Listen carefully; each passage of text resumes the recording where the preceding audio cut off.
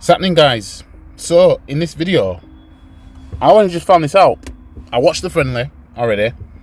Thought to myself, what, is Gabriel Jesus injured or something? Because he wasn't involved at all. You know what I mean? Then I come to find out when I'm looking on Instagram, oh, guess what, mate? He's out injured. What? So let's get into this. Let's talk about this because, you know, it's almost as if, like, you know, we haven't been saying that we should sign another striker or I mean, I know we should give, in my opinion, Balogun a chance.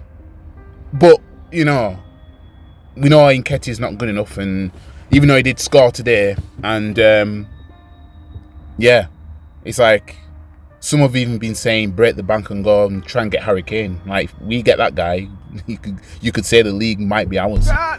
But let's talk about this. I'm sick of them sweatsuits and them corny hats. Let's talk about it. So, Mikel Arteta offers injury update on Gabriel Jesus in devastating Arsenal blow. Emotional damage. Arsenal striker Gabriel Jesus has been ruled out of the Gunners' season opener against Nottingham Forest after undergoing surgery for a knee injury. So we're not even going to have him at Wembley for the Community Shield. What a big blow that is. The Brazilian was left out of the North Londoners' side to take on Monaco at the Emirates Stadium on Wednesday evening. The Gunners confirmed that he had sustained a knee injury, a problem that will be assessed imminently. So yeah, I'm assuming it will be the same knee that he had to be operated on back in December. You know what I mean? I knew this wasn't going to be the last of that injury. I just knew it. Just knew it. With the Community Shield clash with Manchester City and the Premier League opener against Forest quickly approaching, Mikel Arteta has now offered an update, and it's not good news for Arsenal. Speaking after Wednesday night's Emirates Cup victory over Monaco, Arteta confirmed, unfortunately, he had a little procedure this morning. He's had some discomfort in his knee that caused him some issues, so they had to go in. He's going to be out for a few weeks.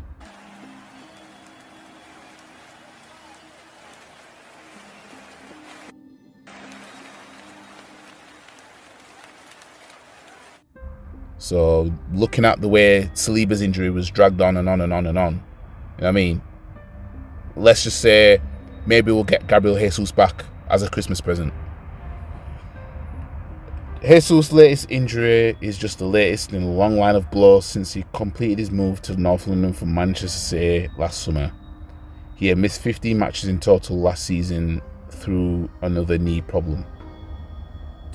That led to him making just 33 appearances during his debut campaign as an Arsenal player. In that time, he scored 11 goals as Arsenal pushed his former side all the way to the race for the Premier League title.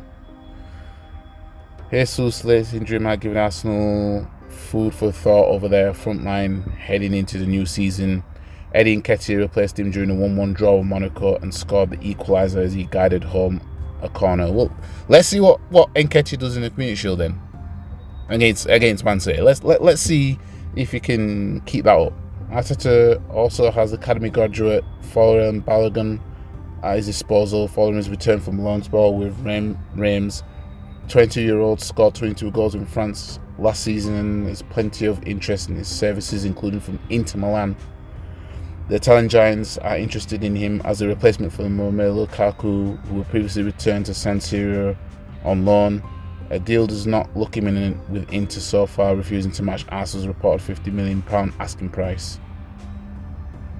He was left out of the side to take on Monaco as he attempts to recover from a foot injury. In the meantime, his representatives have reportedly requested that the Gunners lower their asking price. Oh, really?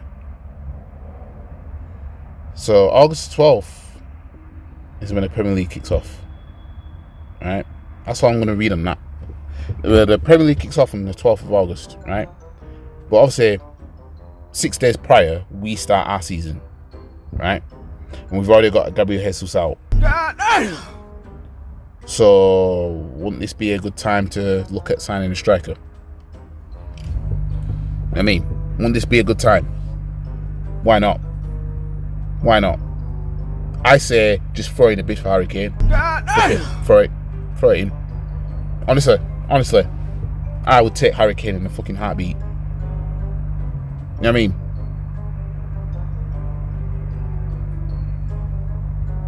You know, you tell me you can't bid for nobody out there. You know what I mean? There's always Sadio Mane. I don't know. Oh no, I think he's gone to Saudi. I think. Oh no. But there's man out there you can just throw money at. Throw it.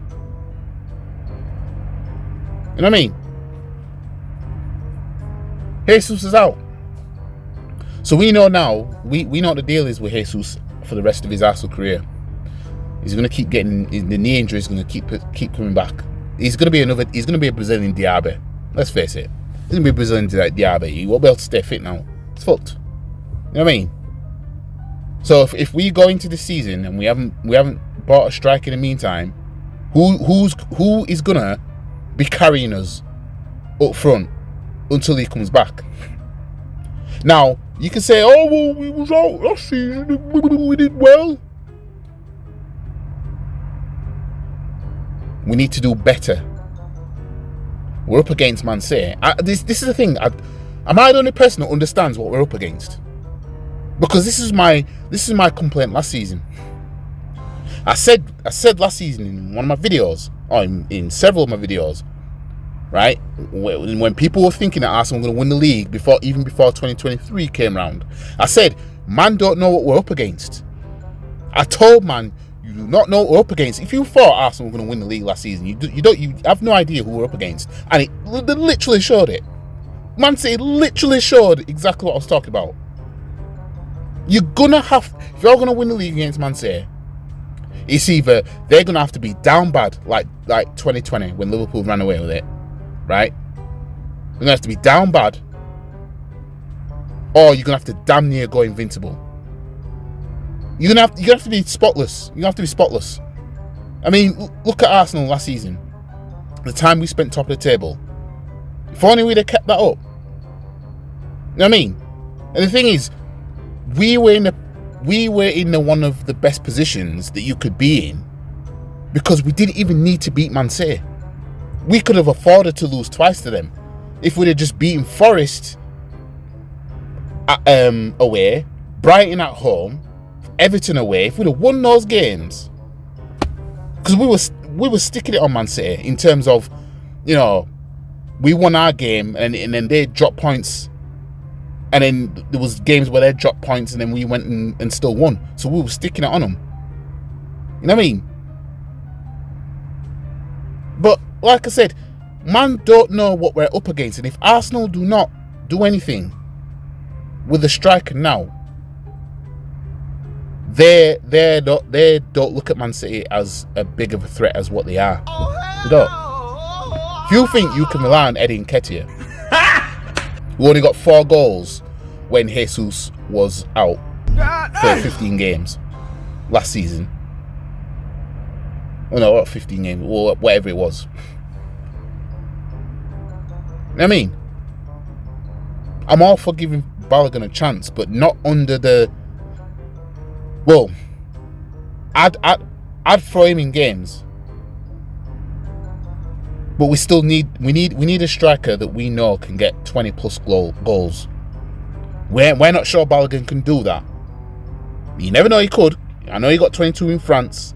I mean, the French league's not the same as the Premier League. You never know, but you know, we still need the striker that can guarantee you about 20 goals. We know Harry Kane can do that easily, without sweat. For example, I know it's a big ask. He's at Tottenham, isn't he? But you know what I mean? Money talks. It's all right, Saka and Martinelli getting double figures in goals, right? But it's also crucial that the striker does, because look what we're up against. You know what I mean? Look what we're up against. But we'll have to see. We will have to see if we're gonna do anything about this. We're gonna have to see, but. You know, we've got the community shield coming up, and my match preview is going to be coming on Friday. I'll drop it. I'll do it on Friday. My match preview for that game. As I said before, honestly I do think we'll win the community shield. I'm going to be honest. But that doesn't mean that I think that oh yeah, that's it now, with the tides turned. Because I still think Man City will beat us twice in the league next season. It's just that the Community Shield, it's just one of them games, isn't it? But I wouldn't be surprised if we lose. I won't be surprised if we win. You know what I mean? I won't be surprised either way. I don't think there's anything that can really shock me. Unless we win quite easily and keep a clean sheet. That might shock me. You know what I mean? But that's something that, if we're going to do that against Man City, it would be in a Community Shield. Nowhere else. Not an FA Cup game. Not a League Cup game. Not a Champions League game. Not a Premier League game. You know what I mean? But let me know what you guys think. Anyways, like the video, share the video, comment, subscribe to the channel, follow all the socials, and I'll see you guys in the next video. Peace.